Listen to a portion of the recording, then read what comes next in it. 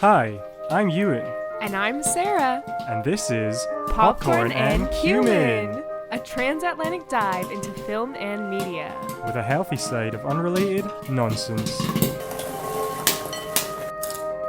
Hello and welcome to Popcorn and Cumin. We are so excited that in this episode we will be speaking again with the animation expert Jenny, all about animation for the third and final episode in our animation series. So today we will be going through the remaining parts of the pipeline that we haven't spoken about yet. So we'll be going through production, including asset production and post-production, and just tons of random fun facts along the way. So we are so excited to speak to Jenny about that. But before we get into that, we have to go into everybody's favorite segment, cross-border factoids. So it is Ewan's turn to give a factoid about a UK-US difference. And as promised in the last episode, we are Continuing with Easter-based differences, because that is topical still, sort of, when this episode comes out. Yes, we're giving the long-awaited UK-US Easter difference that has to do with eggs and hills. Yeah, so the difference I'm talking about, which I didn't think it was a difference until I told Sarah about it, because I just thought it was something done the world over. But during Easter, one of the activities I did as a child was rolling hard-boiled eggs down hills. Now, I believe the symbolism here is the hard-boiled egg is to symbolize the stone rolling away from Jesus' tomb upon his resurrection. And I think like the eggs just generally have some sort of symbolism with Easter and with the resurrection, which is why they symbolize birth. Yeah, beyond just rolling eggs down hills, there's other egg associations with Easter. So they're hard-boiled eggs, which we would decorate, which I believe is something that's still done in other places. Like you would boil eggs and then decorate them. You'd paint them with some. Yes, you use dye with vinegar. But you don't paint them. You just dye them? Well, I think maybe there's different ways to do it. Our tradition was always dyeing them. That's boring. That's in vinegar. Terrible. What? We made some damn pretty eggs. No, that's lame. Have you seen our minion eggs? That's probably why you're so bad at painting compared to me. Well, perhaps we'll post some comparisons of paintings of Ewan and Sarah and see if the audience agrees with you. So you would paint your egg and then roll it down a hill. Are you sure you would paint it and not dye it? Yeah, you'd paint it. You put them in the little egg cups, which are used for when you're eating. I feel like those are very British. Yeah, what do they call them? Eggs, soldiers and eggs or something? Eggs and soldiers. This is another UK-US difference. Yeah, the soldiers are like here. sliced bits of toast that you then dip into eggs. It's quite tasty. Although if they're totally hard-boiled, they're not as good. They have to be, because they have to have the runny yolk. Otherwise, it's not good. Soft-boiled. Soft-boiled, is the word yeah. you're looking for. But you would, for the egg rolling, you would hard-boil them, because then it becomes a game as to whose egg can roll the furthest without breaking, and you'd like keep doing it. Kind of like Conkers or something. You keep going through the rounds. What kind of hill would be used? Is this like a grassy hill? knoll? Yeah. And would you just drop the egg and let it roll, or could you like give it some force? Was it a race at all? I feel like I think it is a race, but I feel like the expectation is the egg will break. So I don't think it's really a race to the bottom so much as it is a last one standing. Yeah, it's a race of endurance. And then if your egg doesn't reach the bottom, you also lose? I think you'd give it a little helping push or something, maybe. I'm not too, the rules are a little bit hazy in the mists of time in my brain, unfortunately. And you would do this every year, like would the town gather? Without fail. And I was crowned it a school thing? The egg rolling champion year round. I doubt it. No, it's just something you do with probably your family or your friends. I mean, I think there's only so many hills that you yeah, like how big of a hill are we talking? Are we talking like the hill in Princess Bride? Bigger than that. Or I'm trying to think of any other hill There's no other hills in fiction. An ant hill. Yeah, to be honest, to say hill is probably wrong. It's probably more like a mountain. Oh my goodness. So picture like the top of Mount Everest, and it's like a little bit less of a gradient than that. Yes, the Mount Everest of Duns, Scotland. Yeah, it'd be like a black run on a ski slope or something. With all the twists and turns and moguls. Black diamond. Yeah. So I said to Sarah that this was a thing that we did at Easter, and she was gobsmacked and thought it was hilarious. However, I do know that it's not entirely a US-UK difference, because at the White House every year they do egg rolling as part of Easter. Now it's a little bit different and much lamer, because what they do is have kids push eggs with spoons along a flat surface as like a race, but there's no real carnage when the eggs are breaking and whatnot. So I think that's not as good. But if the eggs are breaking and it's hard boiled, are you sure it's not like raw? That would be much more exciting. Yeah, well then it's going to break instantly. But if they're hard boiled, like when it breaks, it won't be like a big thing. It'll just crack a little bit. I think it's like, you keep losing like bits of shell the more and more you do it, until probably you're like, oh, until you have an egg totally to eat. gone. So this is really just a drawn out process at the end. of deshelling eggs. That would be too far gone at that point. But I was going to make the point that, you're saying that this is something that us UK peasants do for fun, rolling eggs down hills. But clearly, the elites in the US have done egg rolling. But those are clearly two different things. Yeah. And nowadays, I don't think it's an association that I really want to have. So, true. Yeah. But also, when we brought this up to some of our British friends, I don't think it's not everybody in the UK knows about it. Yeah, I was looking it up, and it says on Wikipedia that pace egging, which apparently is a word in Scots, but it's also pace egg is some sort of association with Northern England as well. So, when there was some sort of crossover between the kingdoms of Northumbria and Scotland about 1,000 years ago, maybe that's where the custom changed hands. But also, my friend who is Scottish has never heard of this. Yeah, well, they probably have their head in the sand. I don't know what they're doing. So maybe it's like a Borders and Northern England specific. No, it says the Borders and Shetland. That's not even in Scotland. That's just random. Yeah. Shetland.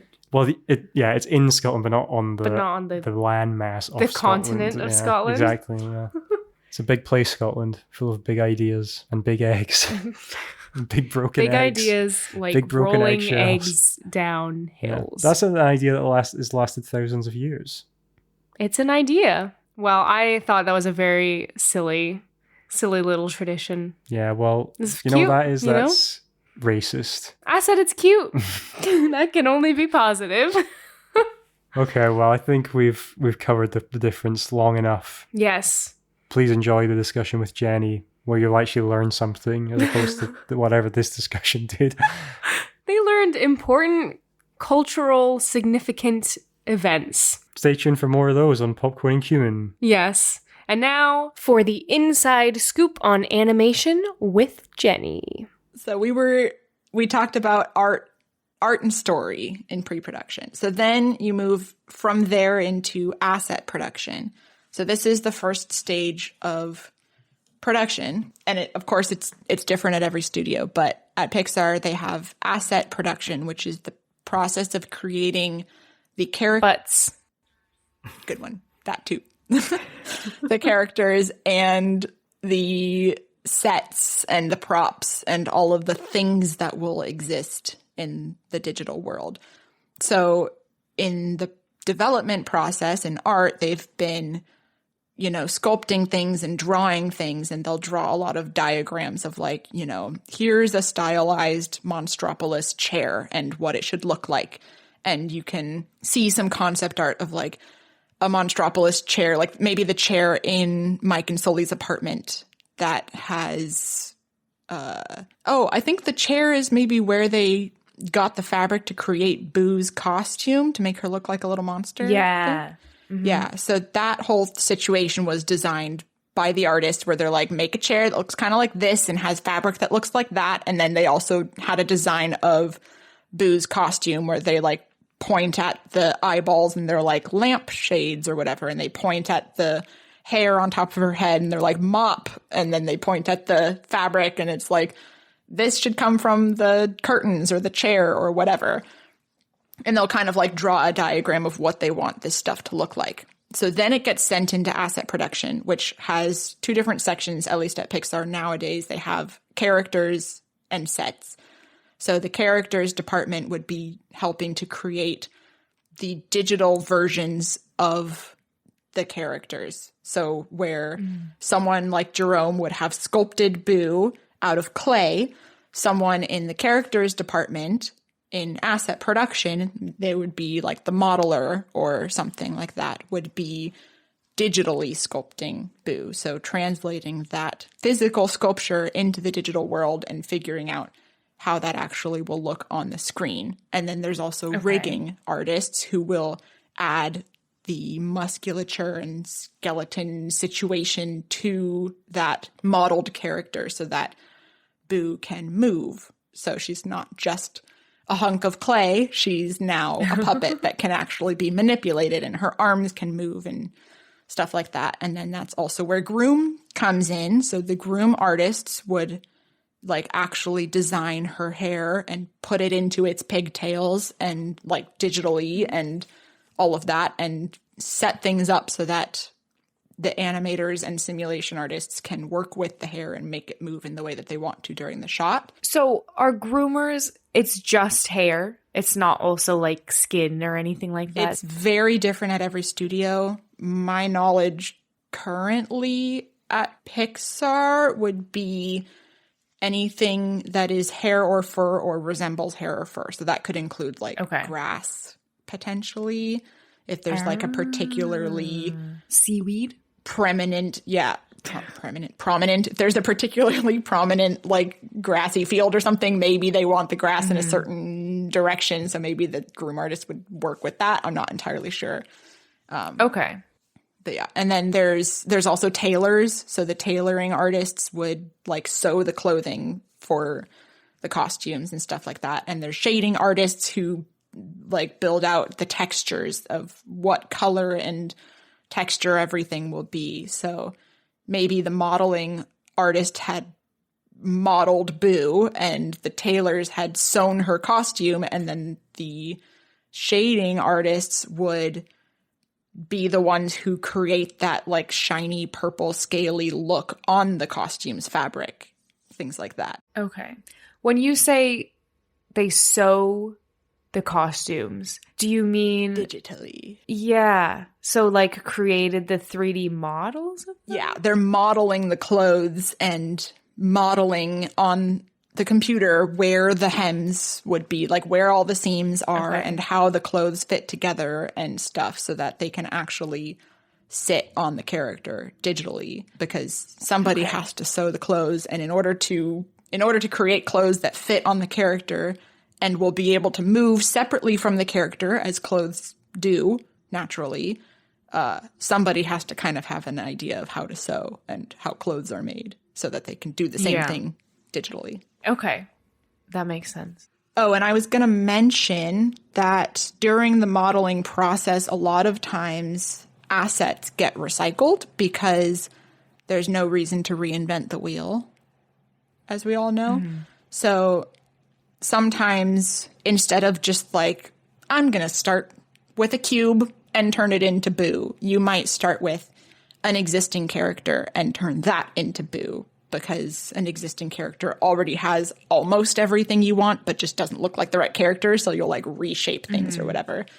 And a fun fact about that is that I think in Monsters, Inc., probably 90% of the tongues in the monsters, in the monster world, are Mike Wazowski's tongue, because there's no need to remodel 100 tongues. It's like, it's not a big deal. It's just a tongue. It's going to be shown for half a second. So just copy paste, drop his tongue in there. That's it's going to be good enough. So all monsters have the same tongue. Obviously not the tongue that was a monster itself. That was a cool tongue.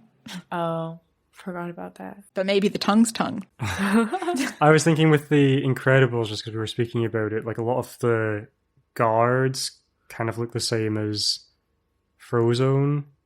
Like they have the same like visors and like body type. So I was wondering if maybe, could be. I know in Lightyear, the somewhat newer Pixar movie about Buzz Lightyear's backstory, a lot of the set pieces on the spaceship and all that were actually donated assets from ILM that had been used in Star Wars.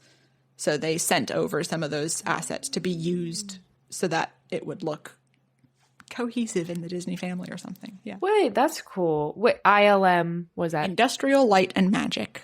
They're the VFX house that does a good amount of things.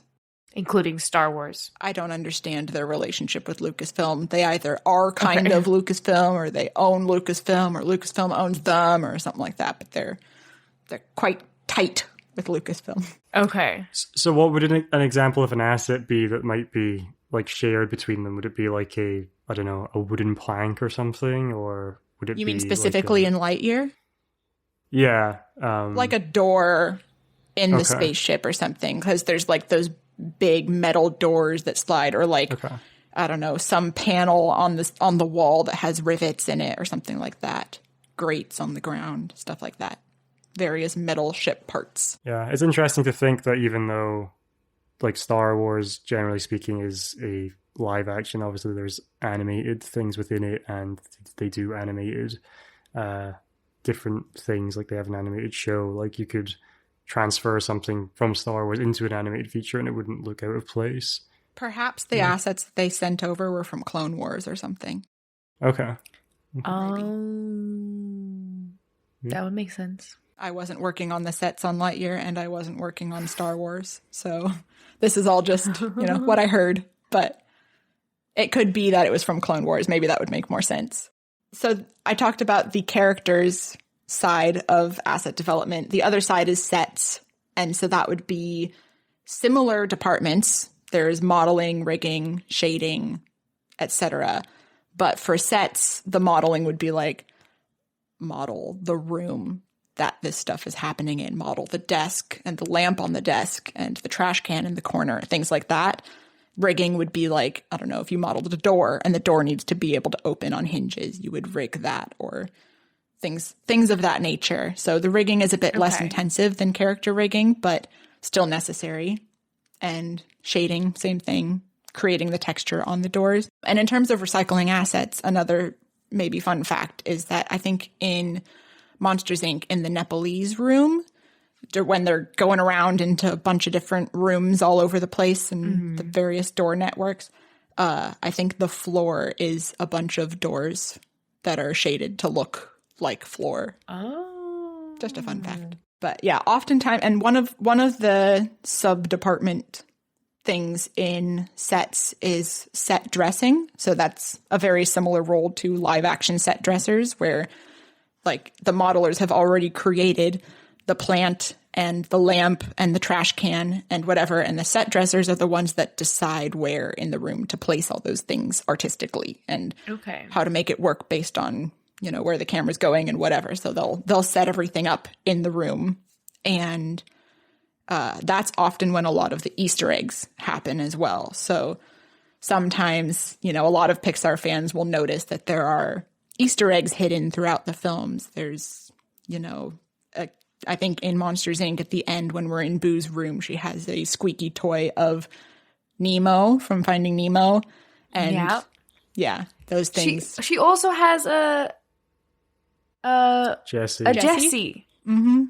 Yeah. So some of those things happen probably in sets when the set dressers and other sets artists are setting things up and putting items in the rooms, and they're like, what would be fun is if I snuck this onto the shelf. And oftentimes they're planned. I think like the Pixar ball has to be in every movie somewhere, so that's often probably planned. But same with like the Pizza Planet truck is in every movie somewhere. Really? But some of them might just be like a set dresser decided to slip it in there and see what happened. Or sometimes a shading artist will like have a little design on something. If they're, creating some scratches on the table, they might like, I don't know, graffiti something that's like a reference to something else. And it's just kind of like a see what you can get in there kind of a thing. Nice. I love that. It's like the pineapple in Psych. Yeah. Got to find the pineapple in every episode. Got to find the Pizza Planet truck and ball in every Pixar movie. Mm-hmm. I do kind of like the idea of people just like adding in, so long as they're not putting in anything that's like totally inappropriate or whatever, but you could put that in would also just be funny. Some random like words that could mean like nothing to anyone but the person who did it. And for that reason, it's not going to like flag to anyone. People are just going to think, oh, that's some random graffiti on a wall. But then that person's kind of got their own little memento whenever they look at the film. They're like, I added that text and this is what it means. Yeah. Could be a lot of hidden stories behind them. It's true. So that's kind of the main thing for asset production. Also set extensions, background painting kind of stuff. There's a lot more, obviously, that I'm not going to deeply explain every single department at Pixar, but there's a lot that happens there. And then after the assets have been created, then you can move into shot production. And so shot production is when you've got your characters, you've got your sets all built and everything and shaded, and they're, you know, looking the way they're supposed to look. And now you need to do the like lights, camera, action situation where you actually put the characters in the scenes and have them act out the scene and move the camera around and all of that kind of stuff. So the first department in the production, the shot production side of the pipeline, is the layout department. And layout is somewhat like your cinematographers. They are the ones who, well, first of all, they create the shots. So kind of like how the modelers will take the sculpted clay character and make it digital, the layout artist will take the storyboards with all of their like camera angles that people have drawn in. The story artist will be like, I want to like see the scene from this angle, and then it cuts to this. The layout artists take that design and translate that into the digital world where you have actual scenes with actual shots of certain lengths and cameras in the right positions. And they're the ones that actually choose what lens to use for the camera and where to focus and all of that kind of stuff. They will animate the camera themselves, like the camera movements and everything. And they will also basically block out the scene where they take the set that set dressing and the sets department created, and they will place the characters in the set, kind of move it across however they want. I think there was a behind the scenes clip somewhere, either in Monsters Inc. at the end or in the bonus DVD, or maybe Monsters University, where there's a shot of like Mike Wazowski and Sully. Maybe it was Monsters University, because I think it was like in the dorm room or something. And Mike like is in what we call T pose, where his arms are just straight out to the side next to him. And he kind of like, without moving his legs or anything at all on his body, just kind of slides across the room and stuff. And he's like, we need to go over there, Sully. And he's like glides across the room, and then Sully kind of rotates and is like, yes, but why would you do that? I don't know. Like very basic blocking. And oftentimes layout artists will do more than just have the character slide, but that situation there, the sliding and the basic blocking, is what layout does for the most part. I know from video games that T-posing seems to be like the classic character model like glitch, where like if something goes wrong, they just default to the T-posing. But I guess I was wondering what the rationale behind, like, presumably there's something within the coding or whatever where the original design, it's like, let's have the character model in this T-pose and then we can sort of morph them and do things with them from there. Is there like a reason specifically for that? I'm sure there is, but do you know why that is? Yeah, mainly just for ease of creating the character. Okay. Like it's easier to rotate the model and like for the modelers to be sculpting everything in a consistent way and to make sure that the character, you know, has all of the right topology.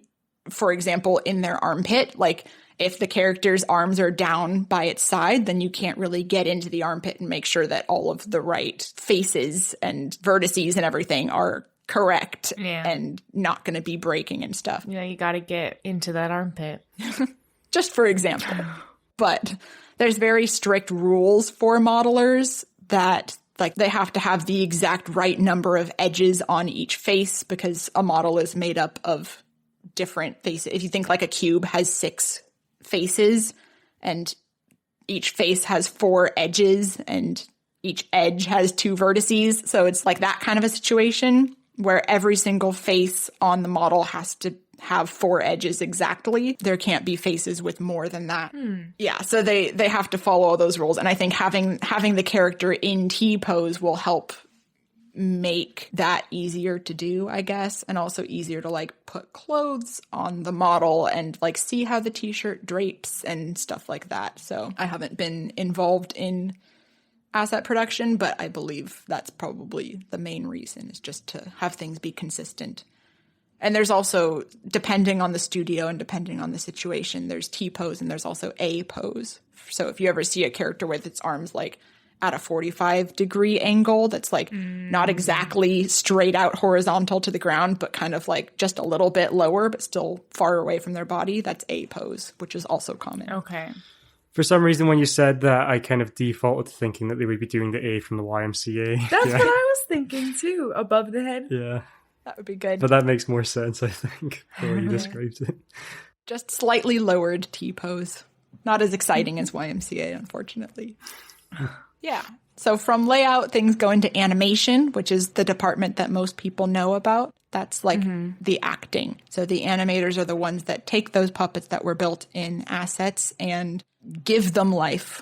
They have them actually do all the movements and they animate their facial expressions and all of that. And from animation, things move into simulation. And again, I'm saying all this as if it's super linear and the whole movie will be fully animated before any simulation happens, which is not at all the case.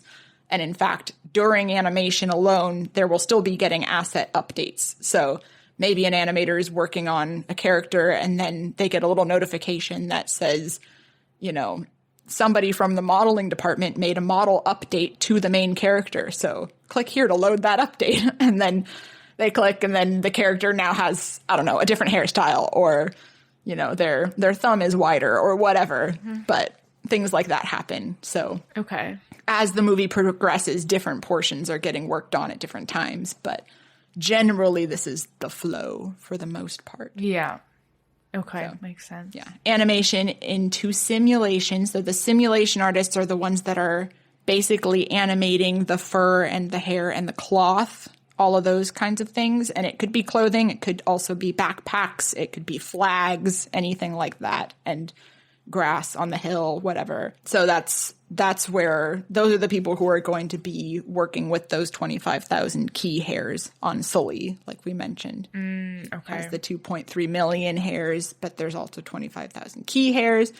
And another random fun fact is that I believe early versions of the Adorable Snowman, right? Remember, because he was like, abominable. Why do they call me abominable? Oh, yeah. Like, I prefer adorable.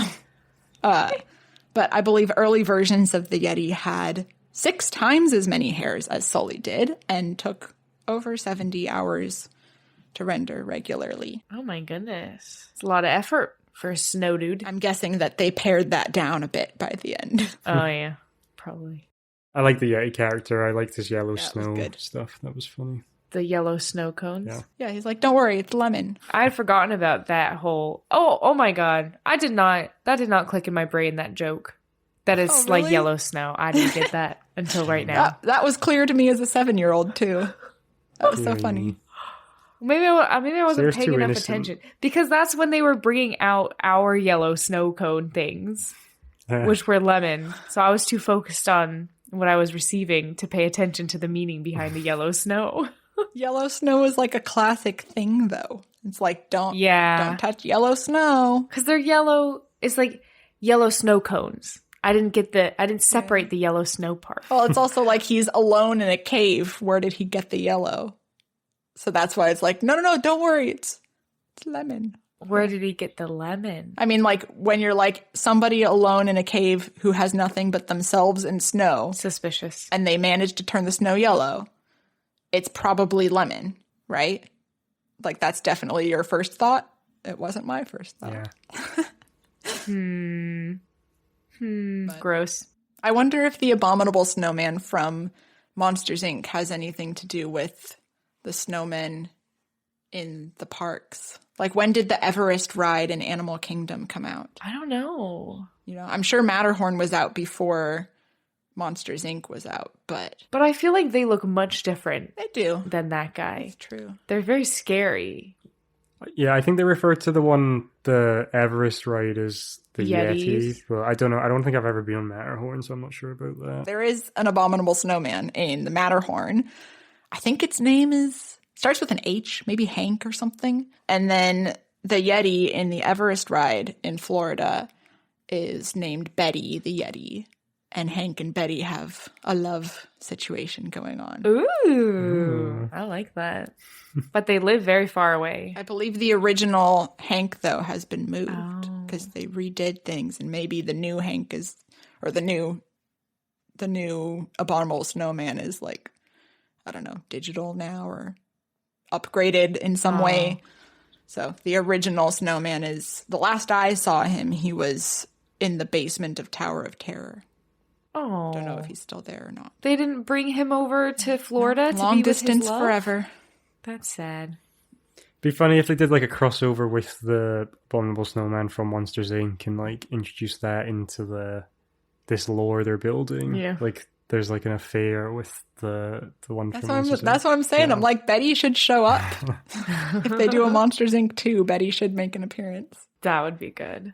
Although I don't think this monster was named Hank, but could be. Hank the Stank with his yellow snow. Lemon. That doesn't stink.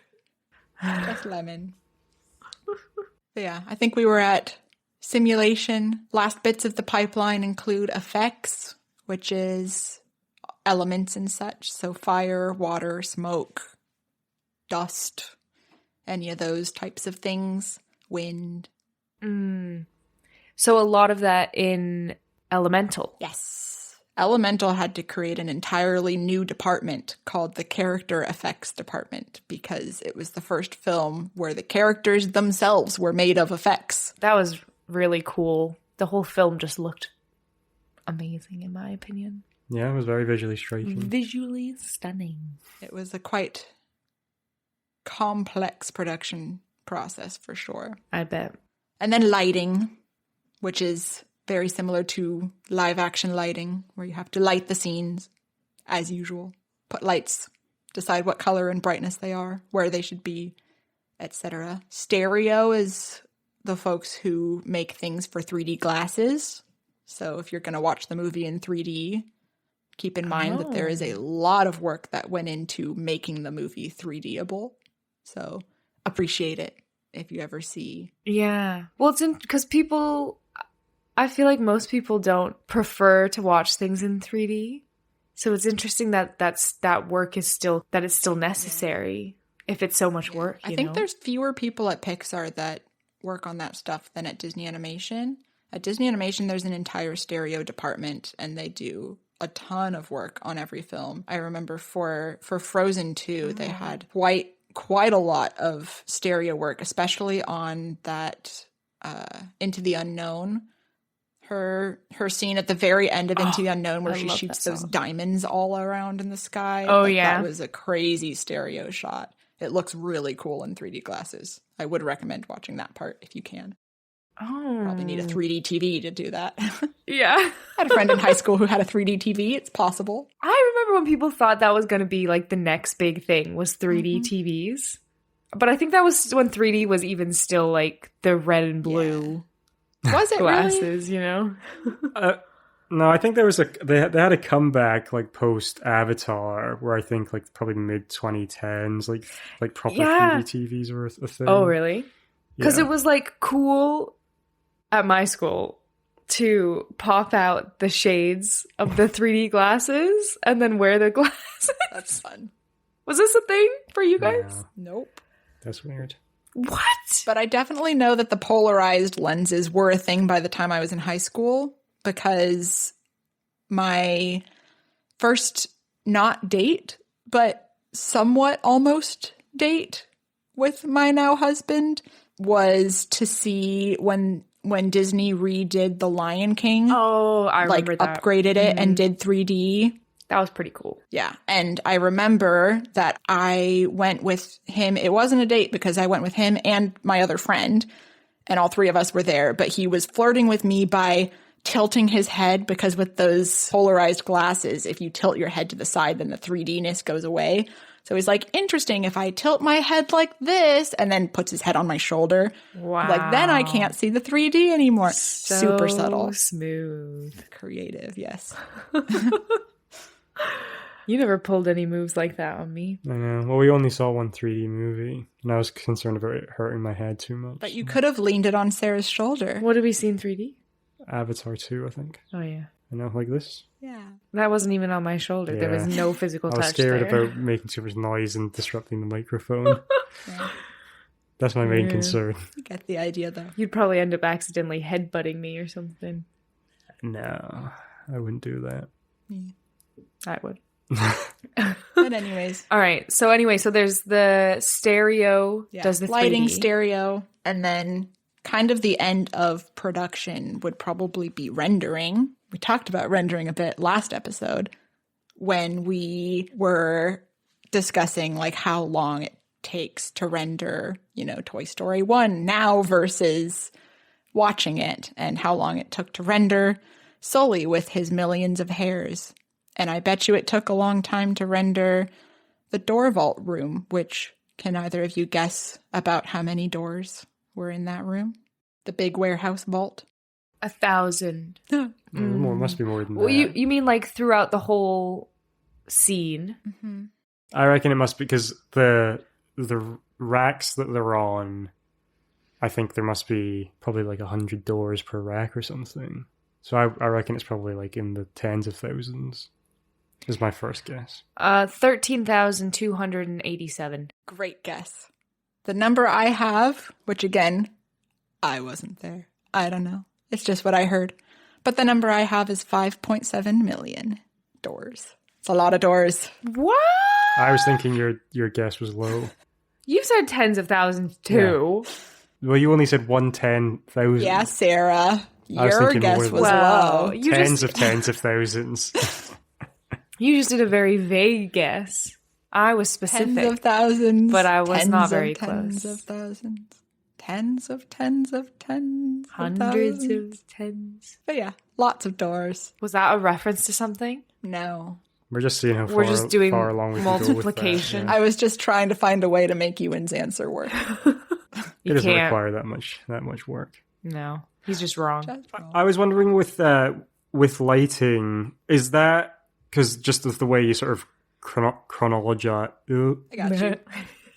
set out like the timeline of it, would that be happening while the other things are happening, and then they would be kind of like feeding into each other? Because I was thinking like maybe until you light the scene, like you don't necessarily know if you're happy with how things are looking in terms of the assets, etc. But then maybe That's a great question. And there is a bit more nuance, as you suspected, I think, to lighting. It's not just at the end of the pipeline, they light it and then we're good. Because, as you said, sometimes like the shading will look weird. Like the texture won't come through in the lighting that they were planning for the shot. And maybe the shading artist, if they were actually working at the very beginning before any production started, and the lighting was only working at the very end after everything was done, which sometimes that is kind of the case, and it becomes a little problematic because they're like, well, we need to make these changes. And it's like, well, sorry, it's too late. Figure it out. As you suspected, that does become problematic. So there is actually an additional role in lighting called key lighting. And that is kind of like earlier in the pipeline. They kind of work, I think, alongside layout. And layout also has some like very basic lighting tools that they can use just to sort of create some super basic lighting setups to make things look somewhat realistic so you can kind of visualize things. But yes, the key lighters usually are in somewhat of a supervisory role, I believe, and they will go in early on in the shot production and create some basic lighting templates to be like, this is the general vibe we're going for in this sequence. And the actual lighters will come in later and make sure that everything is like super artistic and there's, you know, rim lights around the edges, like framing her face so that you can see it really well. And that like this glow from the corner has the right vibe or whatever. So that's like the lighting artists are doing that later on. But the key lighting will make sure that the whole scene is set up generally in the way we are envisioning so that you can mitigate some of those problems. And I think also in asset production, there will be a little bit of working probably with lighting to make sure things are going to work in the context that we plan to have them and such for that same reason. Good question. Yeah, I just had this like image of people like doing like home decorating or whatever, but with like in a completely dark room, and then they're like, I can't wait to see how this looks. Turn the lights on, Like, and then they shriek in horror. Yeah, and then they're like, wow, that's Too late. the job done. Everyone's moved on to a different movie now, so can't redecorate your room. Accurate. Oh my gosh. Yeah, I feel like you've uncovered some classic problems. Problems Yes. in the pipeline. Yeah, Broken pipes. Get me in that room. I'll get it ship shape. Okay, are we on to post-production now? Sure. There's probably a bunch more that I've missed in production, but again, can't touch on everything. But post is everything that happens after the camera turns off. So in live action film, that's going to be all the editing and whatnot. And in animation, it's going to be pretty similar. And we say after, again, very loosely, because the editing is happening very much at the same time and throughout the whole production process. But imagine that it happens at the end. You've got your clips, you cut them all together. In reality, the editors, they're starting even in pre-production because they're grabbing the storyboards and maybe whatever shots do exist so far. Because oftentimes there will be some sequences that are still in boarding and still, being worked on the story. And then some shots that are like in animation and pretty set. Like we know what their story is. We know what characters are in there. They're all pretty much designed. So they're in animation and like going, whereas these other shots are not quite made. And editorial will take all of those together and cut them to create a whole movie so that the director and test audiences and whoever else can watch the movie as a whole and see the whole thing put together, even in its pieced together, not totally complete state, and be like, this flows well. This needs some more story points, etc. Yeah. So they're doing that. There's also post-production, even though it's not after production, includes casting.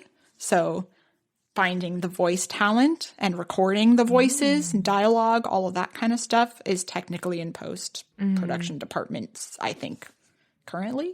Interesting. I could be wrong, but I'm pretty sure I'm correct about that.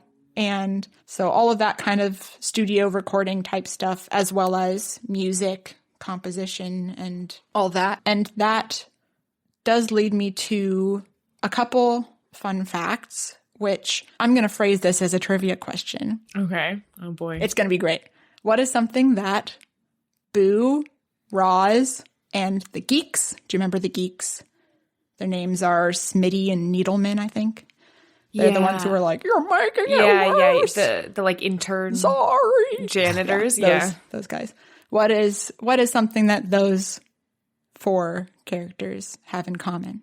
And your hint is that it has to do with what we were talking about. What? Oh, are they voiced by the same person? They are not. Oh. Weren't we talking about that? Well, we were talking about just everything in post-production. We were talking about voice acting and recording and stuff, yes. So it does have to do with their voice acting. Okay. Have either of you heard of the concept of scratch recording? I think I've heard of that phrase, but I don't know what it means. So the scratch recording process is basically finding somebody as like a temporary stand-in to record the dialogue before you have, either before you've cast the correct person for the role, or maybe let's say you have something like Toy Story and you need to record Woody, but I don't know, maybe Tom Hanks is a little expensive, You're like, we don't know if this is really how the story's going to go right now. This is kind of just like a first draft, and we don't want to waste however many hours of Tom Hanks' time and whatever money we would need to spend to bring Tom Hanks in to record this that we're just going to scratch in the end. So they have what are called scratch recorder artists. I don't know scratch voices, which is basically temporary voices. Okay. And oftentimes scratch voices are just people at the studio. So random people from other departments and such who just go in and record for now so that there's placeholder stuff. And then you could kind of put that, the editors will put that over the film so that when you have that whole version of the film that has like some storyboards here and some partially animated stuff there and whatever, it still feels like a full film and it has audio. Even if it's not the exact audio that will be used in the end, it has voices, something that you can listen to and feel like the whole thing's happening. Yeah. So the thing about Boo, Roz, and the geeks is that all of them Are they the scratch voices? In the end, in the film, they loved the scratch voices for those 3/4 characters so much that they ended up using those scratch artists for the final film. So Boo is voiced by the daughter of somebody at the studio. I can't remember exactly who. I think her name was Marie or something like Mary. Her name is Mary. I don't remember her last name though. Cute. The geeks, Smitty and Needleman, were both voiced by Dan Gerson. He was a screenwriter on Monsters, Inc. Okay. And Roz is voiced by Bob Peterson, who also voices Doug in Up, the dog. He's a producer and such for a lot of stuff, I think. Multi-talented. Why do we know that? Was that one of the trivia questions at our thing? It was, yeah. Yeah, okay. But we didn't get the... So we should have known that. No, well, we didn't get the scratch stuff. Yeah, that's that was true. The core part of that. Yeah. Just kind of related to that, just because you brought up Tom Hanks. Apparently, for any like non-Pixar movie Woody voices, Tom Hanks like has his brother do the voices for it. Yeah. Tom Hanks is a busy man, and his brother sounds similar, so it works well. Yeah. Classic bit of nepotism. Just get given the roles because of your relation. That would not work with me and my sister. I don't think we sound very similar. no. You could probably try and impersonate them, though. Yeah, that's true. I don't think I could do it, though. That is a fun fact, Ewan. Well done. Yeah. I bring Thanks. no fun facts to this table. That's not true. You are full of fun facts. Maybe one day. I'm here for the vibes. While we're talking about kind of this part of the film, I've always wondered how it works. Like, does the voice actor have the animation and is timing it to them? Or I assume actually what happens is that it's animated afterwards. Yes. To match the voice actor, but then how is that then post? So that's part of post-production is like doing that animation. So that's why I say like all of what I've said about the pipeline and like this happens after that and all of that has a giant asterisk above it because, or I guess next to it, after it, whatever. Yeah. Because it's really not in order at all. And the fact that the voice recording audio stuff is considered post-production is not necessarily because it happens post-production.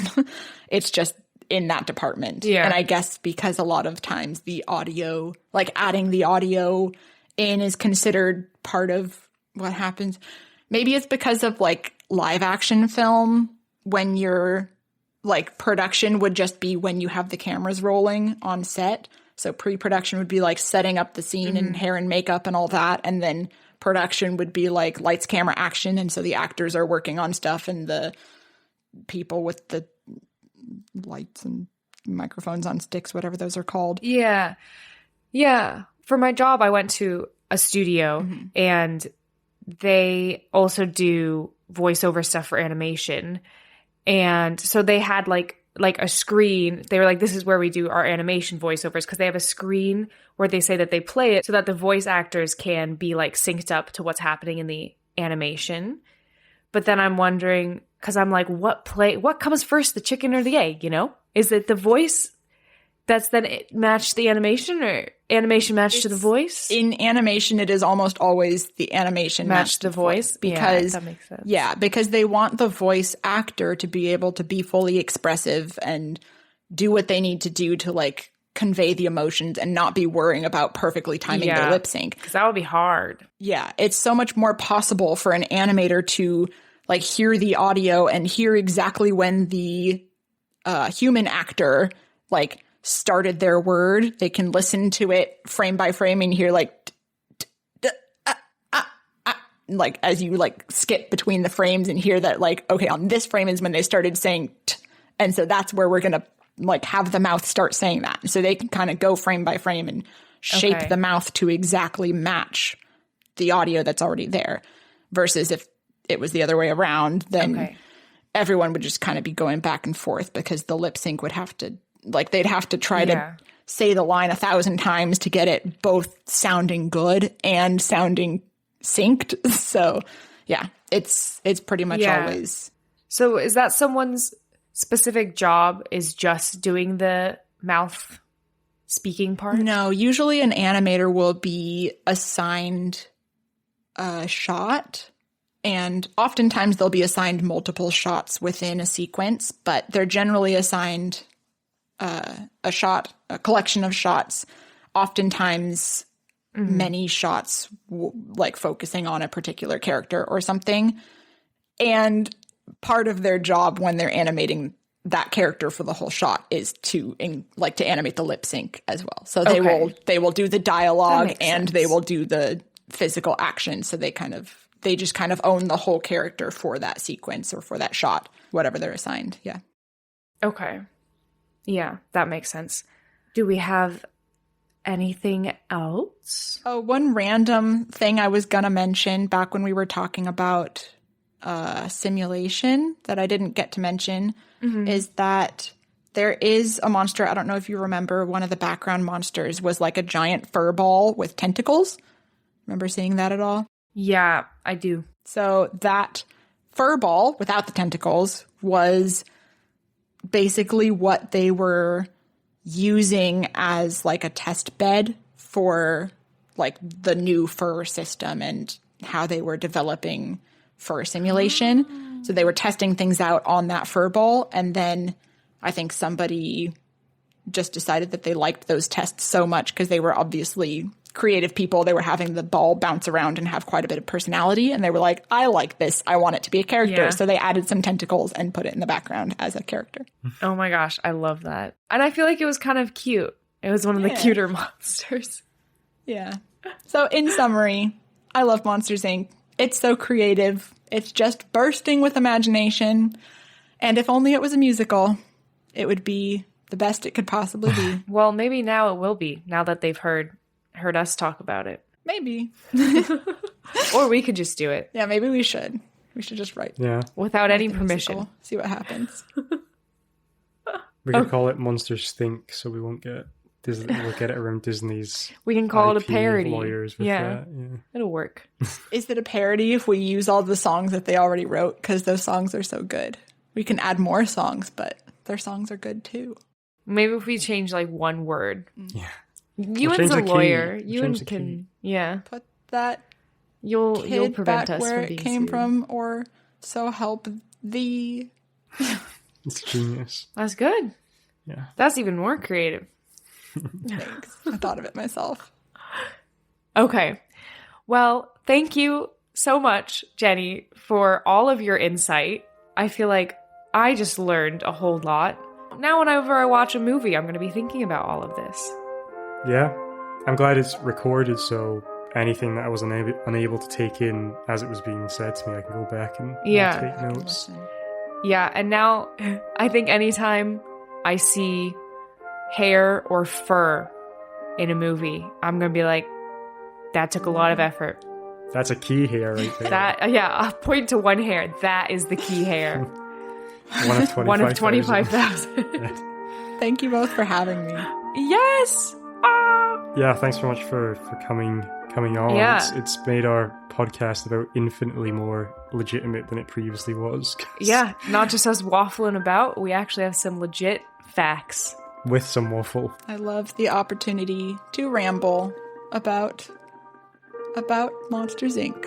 Any chance to do so, jump on it. This has been fabulous. And I feel like this is just the tip of the iceberg for the Jenny knowledge. So, listeners prepare, because I bet that she'll be back in the future. Love talking.